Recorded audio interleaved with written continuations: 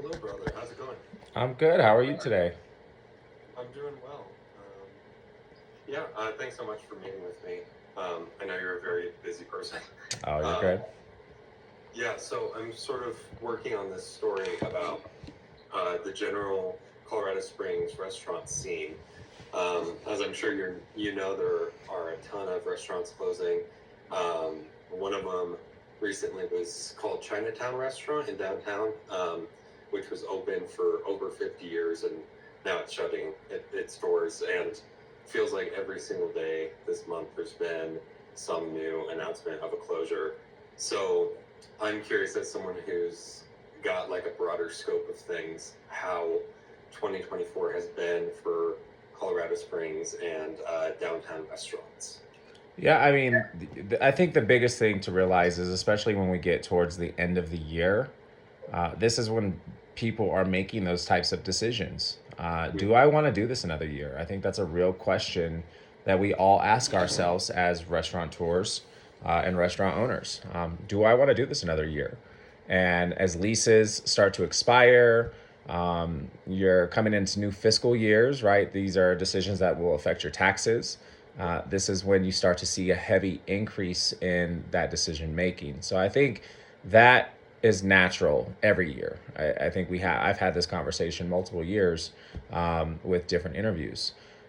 Yeah. The difference this year, in my opinion, is the rising costs of doing business, Mm-hmm. because our rents are continuously going up. Our cost of goods are going up. Our labor is going up, but our revenues are going down. And it Okay. doesn't matter if you're putting out the best product. It doesn't matter if you're offering the best service. We're naturally seeing a decline in attendance and covers. One of the things that I experienced in my newest restaurant, 1118, which we opened a few months ago, I've been there for the last 3 nights working, Sunday and Tuesday and Wednesday, and it's been slow. So as much Yeah. as like I watch this social media frenzy of why are all these restaurants closing? We've got to support local restaurants. We've got to get out there. A lot of it is talk, because I sat with a server last night who literally looked at me in the most emotional state and said, "Chefs, where's all the customers?" Mm. At 5:45, at 6 o'clock, a Yeah. server's asking that question, "Where's all the customers?" Mm. So it's really hard to read a lot of this content on social media and not see the action from the community of supporting these restaurants. And that's, I think that's a reality for many restaurants, is we get you on Friday, Saturday. We appreciate the love on Friday, Saturday. We need you on Sunday, Monday, Tuesday, Wednesday, Thursday. Those are the days that kill a restaurant. It's Mm. not Friday, Saturday. It's the week. And when we Yeah. don't do business during the week, we can't pay our bills when we have to pay them the next week. Like that's not enough revenue when we don't get those covers on those slower days. Yeah. How long has that trend been happening of that declining of restaurant going? For me personally, what I think is, when we came out of the pandemic, and we really got like the all clear, you're good to go eat at restaurants. That's when we started to see the boom, right? We were busy. Everyone was so excited to be out. We were overwhelmed, right? We didn't have enough staff. People were so accustomed to being at home. We were busy. And then it started to decline. I think when that newness faded off, that's when we saw a decline. So, when you look at the last 24 months, I mean, for me personally, I closed one restaurant, I closed Folklore, which Mm-hmm. was hard. And a lot of that was due to business. We didn't have the volume to sustain the winter, right? Because Colorado Springs is not a winter town. We are a tourism driven summer warm weather town. So Mm-hmm. the only way to survive the winter is your locals. And when you don't have the volume of your locals, and you don't have that constant dollar walking in the door, you're not going to make it. So, last year I had to close Folklore, which was a hard situation to go through. This year has been another really tough year, and it's forced me to be extremely creative in how I attract people, because it's no longer just here's my menu, come support it because it's really good food. It's what social experiences are you offering? What am I going to be able to do? How am I going to be entertained? Right? Because you've seen this increase of the Top Golfs of the world, the Dave and Buster's, that style of concept has now hit the more casual restaurant, right? So now it's there are pool restaurants, there's table pong, there's all these like concepts that you get to do something while you get to have dinner. It's a social experience. So it's forcing us, which is not a bad thing, right? It's pushing the boundaries to think outside the box. I mean, I've hosted, paella on the patio. I've hosted DJ parties called pancake jams. We've really just thought outside the box with how do we get people in the door to just come hang out with us, and then they'll buy product. They'll support us because they're having a good time socially. Yeah.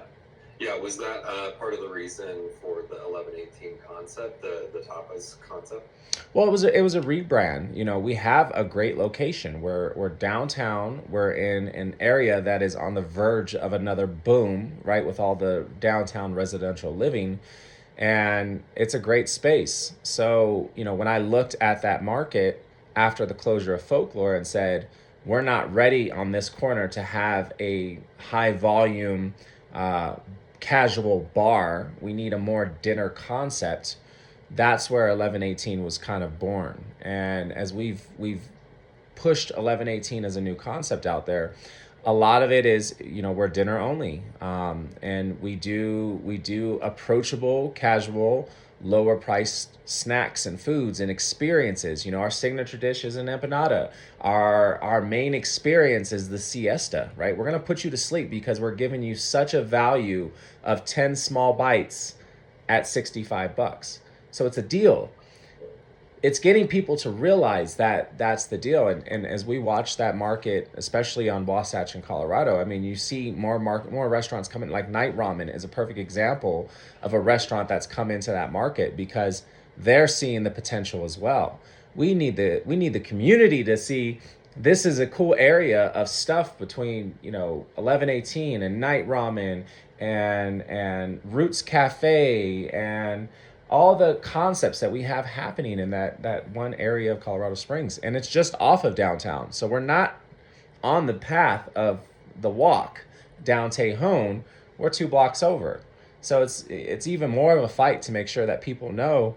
And I think the biggest challenge right now that I'm seeing, as far as like comments when I post and I discuss with people, why do you struggle to come downtown and support restaurants? The one thing I'm hearing is parking the most. So, I mean, one of the things that we had a discussion just yesterday with both my restaurants, 4 and 1118, is we're gonna create a promo where we're gonna pay for your parking.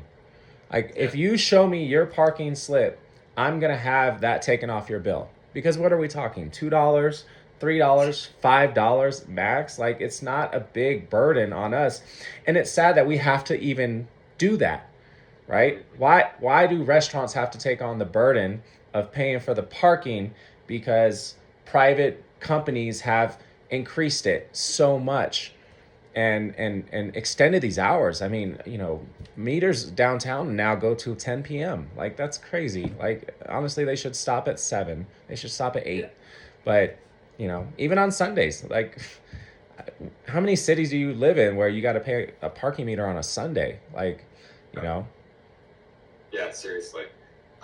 Yeah, I was talking to Downtown Partnership, and they said something similar about parking and how they're working to decrease the hours on those parking meters, and they even mentioned the Sundays thing. So hopefully that helps out in terms of getting people to, park in downtown and check things out.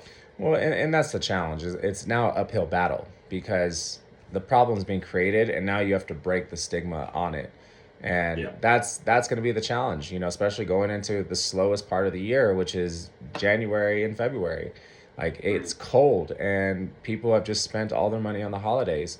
This is going to be the hardest 45, 60 days that you're going to see for restaurants out of the year, every year. Like every restaurant that I know takes a loss in Colorado Springs in January. It is what it is. And it's tough that we have to fight an uphill battle the rest of the year to try to recover the losses that we took in January because it's just naturally a slower time. Yeah, yeah, totally. I appreciate that insight. I wouldn't have known that, but totally makes sense. I'll be sure to come to downtown and hit a bunch of restaurants in January, February. Yeah, try and support them. Well, and the Um, other big piece too is, other ways you can support restaurants beyond just coming down and spending time in them. Buy gift cards. Gift yeah, cards are such a great way of supporting a restaurant that you can buy digitally, you can buy online. You don't have to park. You don't have to be concerned about your safety because we've got, vagrants or we've got a lot of homelessness. Like you can buy an online gift card and send it to your friends or send it to your family and they can come down. So I think there's other ways to support restaurants beyond just sitting in the dining room. We yeah, also understand like the economy is the economy right now, and that's the first thing that usually gets cut on people's personal budgets on their living expenses is dining out. So, yeah. when you have a tough market, that's what we're seeing. Mhm. Yeah. So I also sort of was curious about the idea of opening a restaurant and the challenges faced like then versus now. So, am I correct in assuming that Four was your first restaurant you owned? No, it was my second restaurant I owned. I owned another restaurant here in town called Street Eats for a number of years, Oh, yes, and streets. I had Street Eats for about 5 years before I opened up Four by Brother Luck. Okay, so you opened Street Eats back in 2012, 2013. 13. Mhm. So tell me a bit about the challenges you faced opening a restaurant back in 2013. Well, I think with 2013, you look at minimum wage, right? That's a huge transition. And my thing is, I'm all about ensuring someone has a livable wage. I 100% agree with that. Hmm. To force such a hike in pay without demanding a better skill set. The cook that I was training in 2013 is no different than the cook that I'm training today. Yeah, But they're making $10 more an hour than what they were making 9 years ago. yeah, So I think that's something that's really tough because we're not saying you have to go through some type of class or some type of skill set training to become a better candidate to deserve making this higher wage. And that's such a sensitive subject because of course we want to make sure that everybody makes money, but when it comes to restaurants, I think that's the challenge is we have a broken system with the tipping system, and it's a very imbalanced area. Your tipped employees make really good money because they have a contract that is done between themselves and the customer when it comes to the gratuity. Restaurant owners don't touch that. We're not allowed to touch that. That has nothing to do with us. So that is a fluid transaction between you and your server. But that doesn't go towards anyone else in that restaurant. So, of course, we take care of our employees, but as we've increased a lot of these hourly employee minimum wages, tipped employees make almost as much as an hourly person who doesn't make tips. So, we used to get a tip credit from the state for that. I mean, we still get it, but it was much larger, which is why it was worth it. And now we're kind of getting to this point where, I have my team members making a lot of money from gratuities and also getting paid a high hourly rate. But now I have a imbalance between my back of the house team who doesn't receive that gratuity hmm, and is making more hourly, but the gap is nowhere near what it was. So yeah, it's a tough system that there's no answer for right now. We've watched many restaurants across the country try different systems of we eliminate tipping, We pay everyone the same wage. We've seen tip pools created. There's so many different scenarios and situations, but they're all risky and they all come with their own challenges. So I think that's a big thing that I've seen over the last 10 years. Cost of goods are insane. I mean, watching the price of ground beef, the price of eggs, the price of chicken and chicken wings. Like these are ingredients that should be very low cost that are now insane. An egg used to cost me 7 cents an egg. Now Yeah. it's almost 50 cents an egg Mm. Wow. for one egg. Yeah. That adds up when you do thousands of eggs a year. So, when you factor that towards all of these products, right? Fryer oil, um, gloves, plastic wrap, all these things that we use in bulk, and these prices are increasing, it's it creates a hopelessness. And I think that's where a lot of restaurants are right now, a lot of restaurant owners, is there's a hopelessness because you just can't get ahead. You can't find enough revenue to justify paying for all these expenses, and you can't hike your menu prices any higher. Like, how much are you actually going to pay for a burger before you're like, that's absurd? And Yeah. we're past that right now, right? I think that's the feeling from every customer that we see when it comes to pricing. I'm not paying $19 for a cocktail. I'm not paying $22 for a hamburger. Yeah. Like that. And we have to increase these prices because we're being charged these prices for the product. And as a restaurant owner, my product is perishable. So I'm on a time limit of I have to buy the product with the hopes that I'm going to sell the product. I have to buy the burgers with the hopes that I'm going to sell the burgers.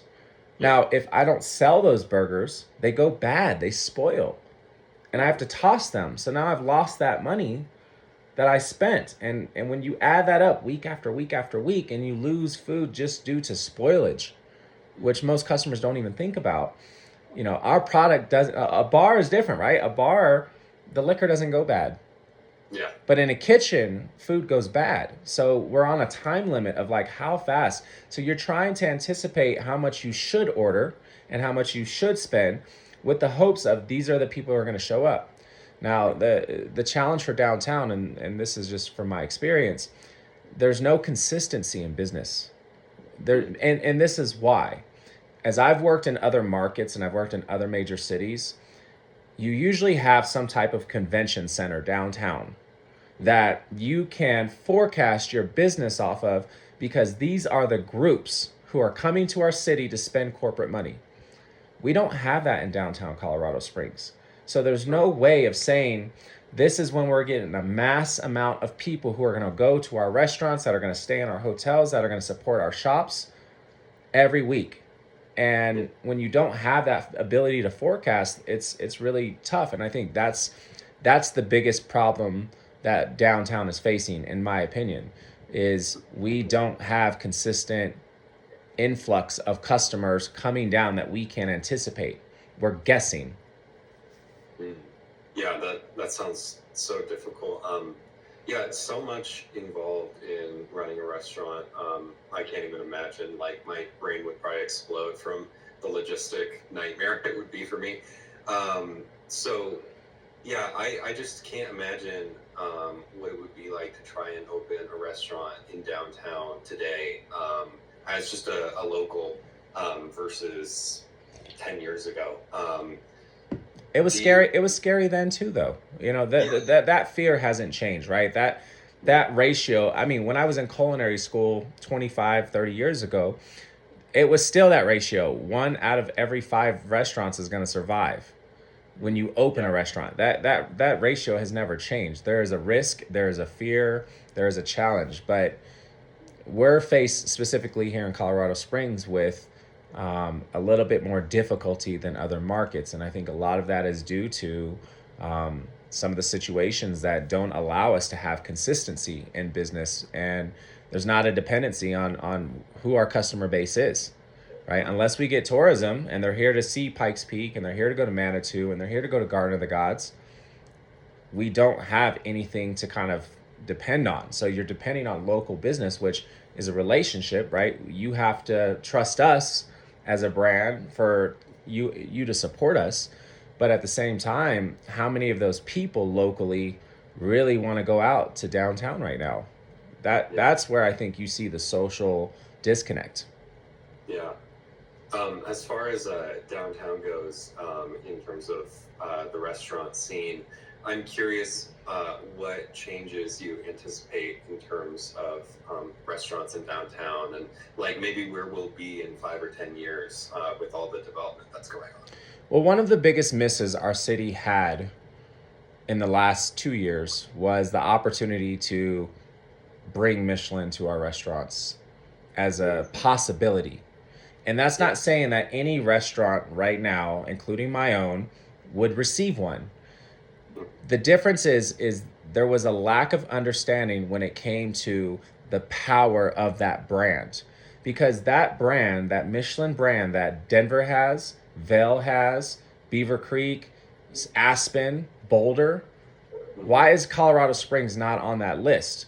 We've blacklisted ourselves as a destination for fine food and fine experiences.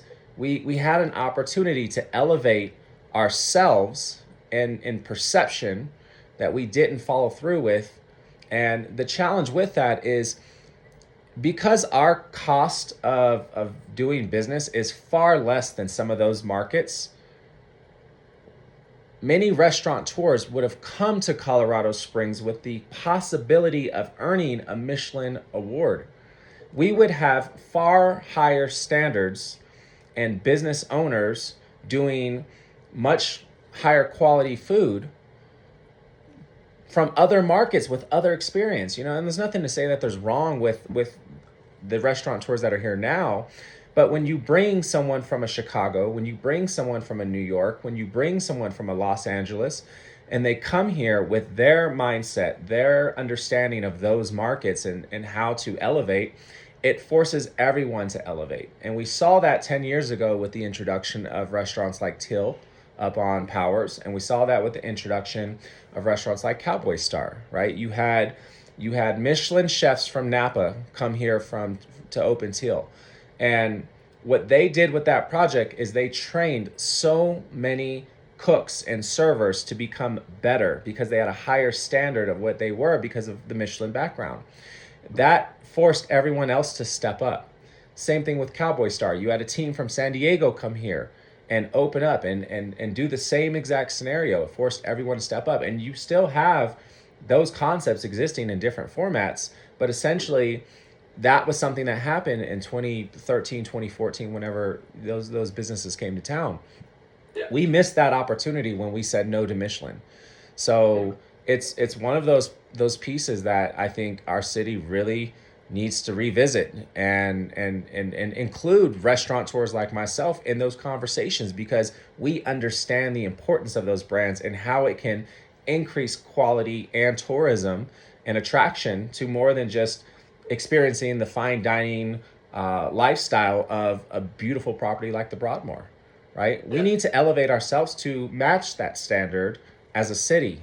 And I think that's something that we should be striving towards. Yeah, totally. And I can do this research on my own, but you said that we said no to Michelin, which sounds crazy to me. Was Absolutely. it we said no, and or they overlooked us?